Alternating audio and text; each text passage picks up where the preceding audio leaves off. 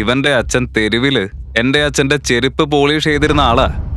ഇവന്റെ അമ്മയ്ക്ക് ഇവന്റെ സ്കൂൾ ഫീസ് അടയ്ക്കാൻ പോലും പണം ഉണ്ടായിരുന്നില്ല. ഇവന് ഭക്ഷണം കൊടുത്തിരുന്നത് പോലും ഞാനാ. ഇതുവരെ ഞാൻ മാന്യമായിട്ടാ നിന്നോട് പെരുമാറിയത്. പക്ഷെ ഇപ്പൊ നിന്റെ യഥാർത്ഥ സ്ഥാനം കാണിക്കേണ്ട സമയം വന്നിരിക്കുന്നു. ഒന്ന് നിൽക്ക്. രാജീവ് സിൻഹയ്ക്ക് എല്ലാ വലിയ പ്രൊജക്ടുകളും കൊടുക്കാമെന്ന് ഞാൻ പറഞ്ഞിരുന്നില്ലേ? ആ വാക്ക് ഞാൻ പിൻവലിക്കുന്നു.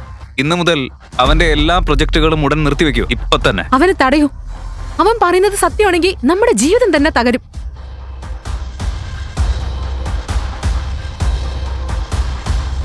ഹലോ,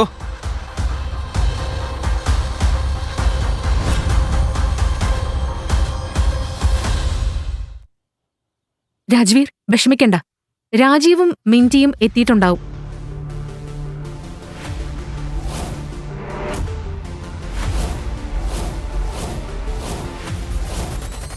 സർ, നിങ്ങൾ ആവശ്യപ്പെട്ട ഗിഫ്റ്റ്സ് എല്ലാം എത്തിച്ചു. ബാക്കി കാറുകൾ വഴിയിലാണ്. വൈകിയതിന് ക്ഷമിക്കണം. കുഴപ്പമില്ല ഷേർലി, താങ്ക് യു.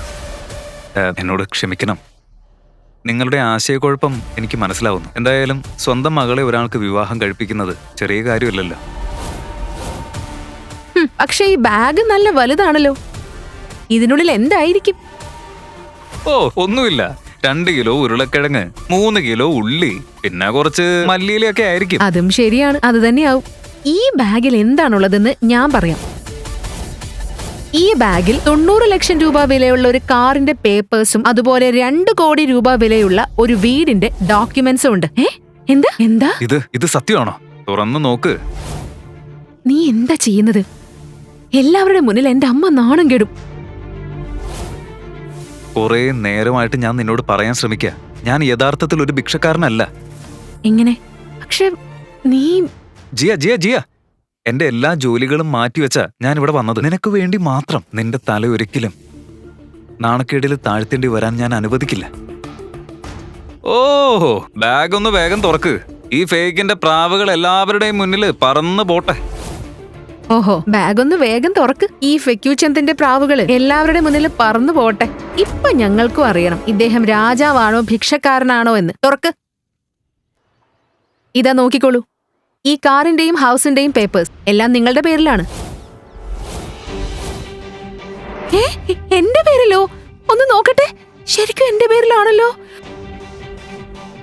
അയ്യോ, thank you thank you thank you.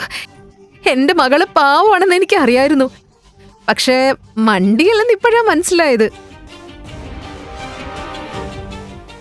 Thank you. ശരി, ഇനി സത്യം പറ, ഇതെങ്ങനെ സംഭവിച്ചു? നീ ശരിക്കും ഇഷാൻ അവസ്ഥയാണോ അല്ലെങ്കിൽ ഇഷാൻ അസ്രാണിയാണോ? ഞാൻ ജിയയുടെ ഇഷാനാണ്. ഇഷാൻ, നിങ്ങളെല്ലാവരും എത്ര നിഷ്കളങ്കരാന്നേ. നീ എന്താ പറയാൻ ഉദ്ദേശിക്കുന്നത് ജയരാജ്? ഞാൻ സ്വന്തം കണ്ണാൽ കാണാതെ ഒന്നും വിശ്വസിക്കില്ല. എന്റെ കാഴ്ചപ്പാടില് ഇവനൊരു കള്ളനായിരുന്നു, ഇപ്പോഴും കള്ളനാ, ഇനി എന്നും കള്ളനായിരിക്കും. മതി, ഇനി സഹിക്കാൻ പറ്റുന്നില്ല. നിനക്ക് എന്താ പ്രശ്നം? അയ്യോ അയ്യോ, വാവ്, നമ്മുടെ പാവം നിഷ്കളങ്ക മണ്ടിയായ ജിയ ഇത്രയും വലിയ ശബ്ദത്തിൽ സംസാരിക്കുന്നു. എന്റെ മൂത്ത മകൾ മിന്റിയും എന്റെ പ്രിയപ്പെട്ട മരുമകനും വന്നതിൽ എനിക്ക് വലിയ സന്തോഷമുണ്ട്. ദീർഘായുസ്സോടെ ജീവിക്കട്ടെ. Happy birthday mom. Thank you. Happy birthday mummy. Thank you. ഇത് നിങ്ങൾക്കുള്ള ഒരു ചെറിയ ഗിഫ്റ്റാ. 10 ലക്ഷം ബാലൻസ് ഉള്ള ഒരു ക്രെഡിറ്റ് കാർഡ്.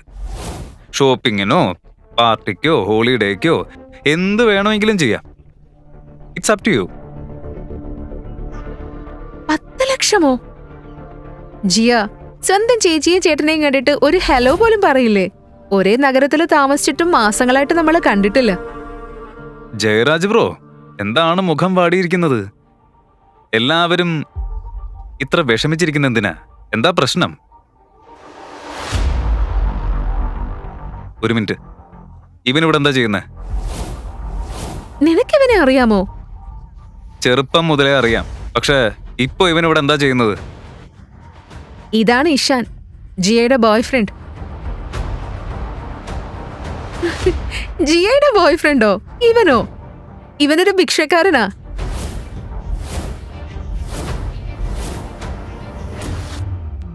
ജിയ, എന്തിനാ എല്ലാവരുടെ മുന്നിൽ നമ്മളെ നാണം കെടുത്തുന്നത്? മിന്റി, ഒന്നും വളച്ചൊടിക്കണ്ട. പറയാനുള്ളത് തുറന്നു പറ. ഇവൻ എന്റെ എക്സ് ബോയ് ഫ്രണ്ടാ, ഇഷാൻ. എന്ത്? ഇവൻ നിന്റെ എക്സ് ബോയ് ഫ്രണ്ട് ആണോ? അപ്പോ നീ എന്റെ ചേച്ചിയെ ഡേറ്റ് ചെയ്തിരുന്നോ? ജിയ, എന്റെ വാക്ക് കേൾക്ക്. എടാ, ഒരു ഉപകാരം ഇല്ലാത്തവനെ. എല്ലാവരോടും ഞാൻ സത്യം പറയാം. കോളേജിൽ പഠിക്കുമ്പോ ഞാനും ഇഷാനും 1 മാസം റിലേഷൻഷിപ്പിലായിരുന്നു. അന്ന് ഇവനൊരു പാവപ്പെട്ട വിലയില്ലാത്ത അലസനായ ആളായിരുന്നു. പോക്കറ്റിൽ 1 രൂപ പോലും ഇല്ലായിരുന്നു. പക്ഷെ സംസാരിക്കപ്പോ കോടീശ്വരനെ പോലെ ആയിരുന്നു. ഞാൻ ഇവനെ വിട്ടുപോകാൻ തീരുമാനിച്ചപ്പോ ഓരോ തവണയും ഇവൻ കരഞ്ഞ് ഡ്രാമ കാണിക്കുമായിരുന്നു. ഒടുവിൽ ഒരു ചെറിയ ജോബ് കിട്ടിയപ്പോ ഞാൻ അവസരം നോക്കി ബ്രേക്കപ്പ് ചെയ്തു. പിന്നെ ഞാൻ ഇവനെ വിട്ടുപോയി. എന്ത്? ഇതൊക്കെ സത്യമാണോ?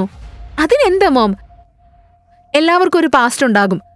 അതിലെന്താ ഇത്ര വലിയ കാര്യം? ഇന്ന് അദ്ദേഹം കഷ്ടപ്പെട്ട് വിജയിച്ച ഒരാളാ. ആൻഡ് ദാറ്റ്സ് വാട്ട് മാറ്റേഴ്സ്, അല്ലേ? ജിയ, നിനക്ക് ഭ്രാന്തായോ? ഇവൻ നഗരത്തിൽ ഒരു പാത്രം പിടിച്ച് ഭിക്ഷ ചോദിച്ച് നടക്കുന്ന ആളാ. ഇവനൊരു ഭിക്ഷക്കാരനാ. കയ്യിലും പണമില്ല, വിധിയിലും ഭാഗ്യമില്ല. നിന്റെ ബുദ്ധിയുള്ള ചേച്ചിയൊന്ന് നോക്ക്, പിന്നെ നിന്നെയും നോക്ക്. എന്തിനാ നീ നിന്റെ അമ്മ ഇങ്ങനെ വേദനിപ്പിക്കുന്നത്? അയ്യോ, എന്റെ പ്രിയപ്പെട്ട സിസ്റ്റർ ഇൻ ലോ, നിനക്കും ഭ്രാന്തായോ? ഈ ഭിക്ഷക്കാരൻ നിന്നെ എങ്ങനെ പോറ്റും? കാറ്റ് നിന്നാണോ നിങ്ങൾ ജീവിക്കുക? അല്ലെങ്കിൽ വെള്ളം കുടിച്ചാണോ ജീവിതം മുന്നോട്ട് കൊണ്ടുപോവാ? പറയേ. ഇവൻ കള്ളനും പാവപ്പെട്ടവനും മാത്രമല്ല, ഇവനൊരു ഭിക്ഷക്കാരനാ. ഭിക്ഷക്കാരൻ.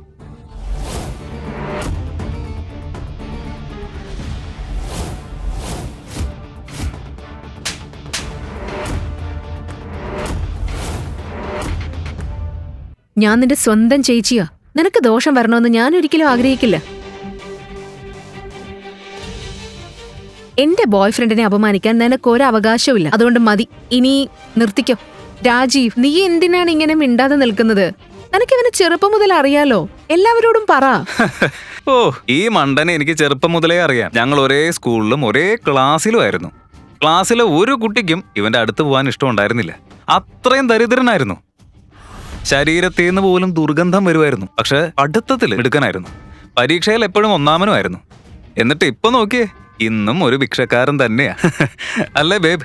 ഇന്ന് ഭിക്ഷ ചോദിച്ച അവന്റെ ആ ഫോട്ടോ നിന്റെ കയ്യിലില്ലേ? ഉണ്ട്. What are we waiting for? അതെല്ലാവരെയും കാണിക്കേ.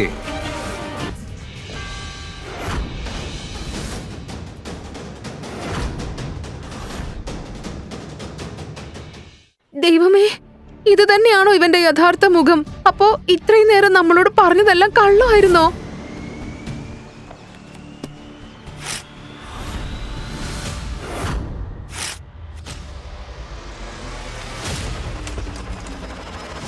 നിന്റെ ഈ വ്യാജ പേപ്പേഴ്സ് എടുത്തു പോ. എന്റെ മകളെ കുടുക്കാനും എന്നെ വഞ്ചിക്കാനും എല്ലാവരുടെയും മുന്നിൽ എന്റെ കുടുംബത്തെ അപമാനിക്കാനും നിനക്ക് എങ്ങനെ ധൈര്യം വന്നു?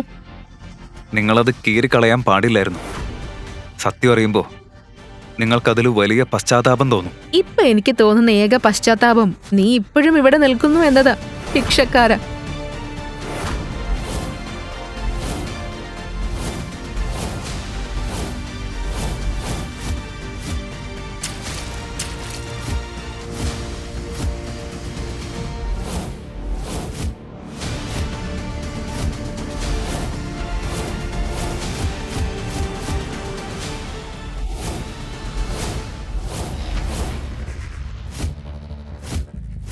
എന്താ ചെയ്യുന്നത്? എന്നെ വിട്. ഞാൻ നിന്റെ സ്വന്തം ചേച്ചിയാ.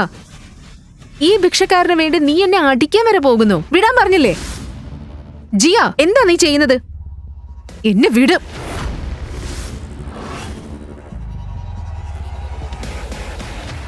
മതി. ഇതല്ല എന്റെ തെറ്റാ. അദ്ദേഹം എന്നെ കുടുക്കിയതല്ല, ഞാൻ തന്നെയാണ് അദ്ദേഹത്തെ കുടുക്കിയത്. എന്ത്?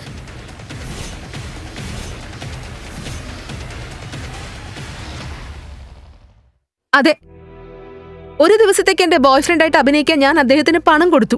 പിന്നെ ഇവിടെ കൊണ്ടുവന്നു.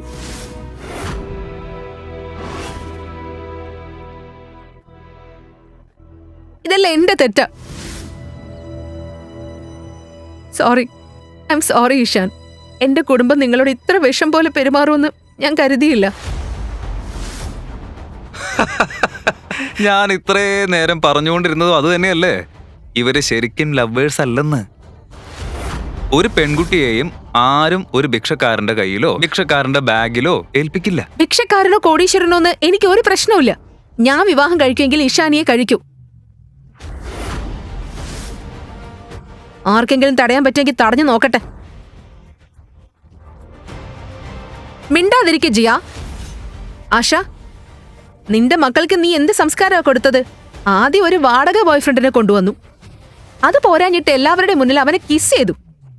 ഇപ്പൊ സമൂഹത്തിന്റെ മുന്നിൽ കുടുംബത്തിന്റെ മാനക്കേട് വരുത്തി വെക്ക. വാവ് ജിയ, വാവ്. എല്ലാവരുടെയും മുന്നിൽ നീ നമ്മളെ പൂർണ്ണമായി നാണം കെടുത്തി. എന്നെ മോം, എന്നെ ഇതിലേക്ക് തള്ളിവിട്ടത് ആരാണ്? എന്റെ സമ്മതമില്ലാതെ എന്നെ നിർബന്ധിച്ച് വിവാഹം കഴിപ്പിക്കാൻ നിങ്ങൾ ശ്രമിച്ചില്ലെങ്കിൽ ഇതൊന്നും സംഭവിക്കില്ലായിരുന്നല്ലോ. എന്റെ തെറ്റാണെന്നോ? ഇത്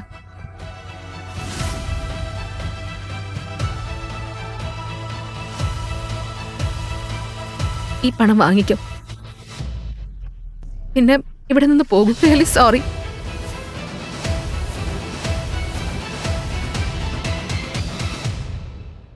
ഇല്ല ജിയ, നിന്റെ സന്തോഷമാണ് എനിക്കെല്ലാം. നിന്റെ ഒരു പുഞ്ചിരിക്കായി എന്റെ സേവനങ്ങൾ എപ്പോഴും സൗജന്യ. പക്ഷെ തെറ്റ് എന്റേതാ. മുഴുവൻ സത്യവും ഞാൻ നിന്നോട് പറഞ്ഞില്ല. ഒരു മനുഷ്യൻ എന്നെ പോലെ വിജയത്തിന്റെ ഏറ്റവും ഉയർന്ന കൊടുമുടിയിലേക്ക് എത്തുമ്പോൾ എന്തിലെ വിജയം? ഭിക്ഷ ചോദിക്കുന്നതിലെ വിജയമോ? എനിക്ക് അപാരമായ സമ്പത്തും അധികാരവും ഉണ്ടായിരുന്നിട്ടും ഞാൻ വളരെ ഏകാഗിയായിരുന്നു. ജോലിയിൽ മുഴുകി ഞാൻ യഥാർത്ഥ സുഹൃത്തുക്കളെ പോലും നഷ്ടപ്പെടുത്തി. എല്ലാവർക്കും വേണ്ടിയിരുന്നത് എന്റെ പണവും അധികാരവും സ്ഥാനവുമായിരുന്നു. പക്ഷെ എന്റെ മനസ്സിനെ സ്നേഹിച്ച ഒരാൾ പോലും ഉണ്ടായിരുന്നില്ല. പക്ഷെ ഇന്ന് ജിയ, എല്ലാവരും എന്നെ മോശമായി കണ്ടപ്പോഴും നീ എന്റെ നിഴൽ പോലെ എന്റെ കൂടെ നിന്നു. നിന്റെ പോലെ ഒരു മനസ്സുള്ള പെൺകുട്ടിയെ ഞാൻ അന്വേഷിച്ചിരുന്നത്. അതുകൊണ്ടാണ് ഞാൻ ഭിക്ഷക്കാരന്റെ വേഷം ധരിച്ചത്. എല്ലാവരും നിന്റെ ഭിക്ഷ ചോദിക്കുന്ന ഫോട്ടോ കണ്ടു കഴിഞ്ഞു. അതുകൊണ്ട് ഈ സിനിമ ഡയലോഗൊക്കെ നിർത്ത്. എന്റെ സഹോദരിയെ തെറ്റിദ്ധരിപ്പിക്കുന്നത് നിർത്ത്. ജിയ, ഞാൻ പറയുന്നത് നിനക്ക് മനസ്സിലാവുന്നുണ്ടോ? ഇതിലൊക്കെ നിന്നെ വലിച്ചിഴച്ചതിന് എന്നോട് ക്ഷമിക്കണം.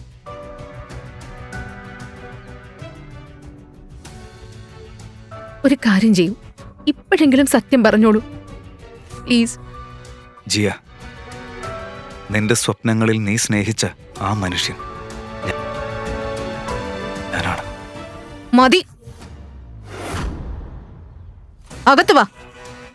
ഈ ഭിക്ഷക്കാരനെ ഞാൻ തന്നെ നമ്മുടെ വീട്ടിൽ നിന്ന് പുറത്താക്കും.